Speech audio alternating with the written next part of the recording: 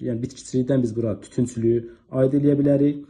Bununla yanaşı taxılçılıq, gülçülük Zaqatala rayonu ərazisində, çayçılıq, çəltikçilik bu regionun, bu iqtisadi coğrafi rayonunun əsas əkinçilik sahələridir.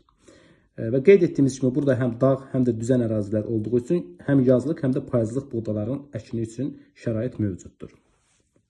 Heyvandarlığa gəldikdə isə bu ərazidə qeyd etdiyimiz kimi həm düzənlik ərazilərində yay otlaqları, daha doğrusu düzənlik ərazilərində qış otlaqları, dağlıq ərazilərində isə yay otlaqları mövcud olduğu üçün qoyunçuluğun inkişafına çox böyük şərait vardır. Həmçinin digər maldarlıq sahələrində inkişafına burada şərait yaranır. Həmçinin burada subalq və alt çəmənlikləri mövcud olduğu üçün arıçılığın da inkişafına çox böyük təkan verir.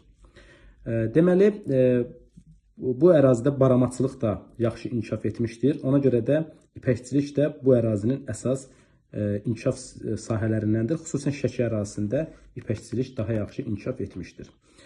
Şəki-Zaqatala ərazisi təbii sərvətlər cəhətdən filiz faydalı qazıntılar bu ərazilərdə mövcuddur. Xüsusən Balakən və Zaqatala ərazisində polimetal ehtiyatlarına biz rast gəlirik. Amma digər filiz faydalı qazıntılara biz burada rast gələ bilmirik. Əsasən polimetal ehtiyatları bu ərazilərdə geniş yayılmışdır.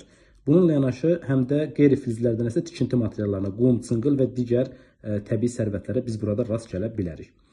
Sənaye sahələrinə isə keçdikdə burada Zaqatala rayonu ərazisində fındıq təmizləmə zavodu mövcuddur. Meyvə və tərəvəz ehtiyatları ilə zəngin olduğu üçün Qəbələ, Balakən və Qax rayonları ərazisində meyvə, tərəvəz konserv zavodları mövcuddur. Həmçinin heyvandarlığın da yaxşı inkişafı Şəkidə, Qəbələdə, həmçinin Oğuz rayonlarında deməli ət-süd məhsulları müəssisələrinin inkişafına səbəb olmuşdur. Zaqatala rayonu ərazisində gülçülük də qeyd etdiyimiz kimi, yəni inkişaf etdiyi üçün burada qızılgül yağı istehsalı da mövcuddur. Şəki, Qəbələ kimi rayonlarımız həm də ki şərabçılığa görə seçilir.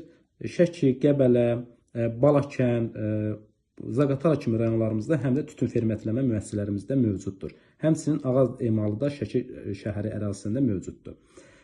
Bununla yanaşı bu ərazilər turizm, rekreasiya ehtiyatları ilə çox zəngindir.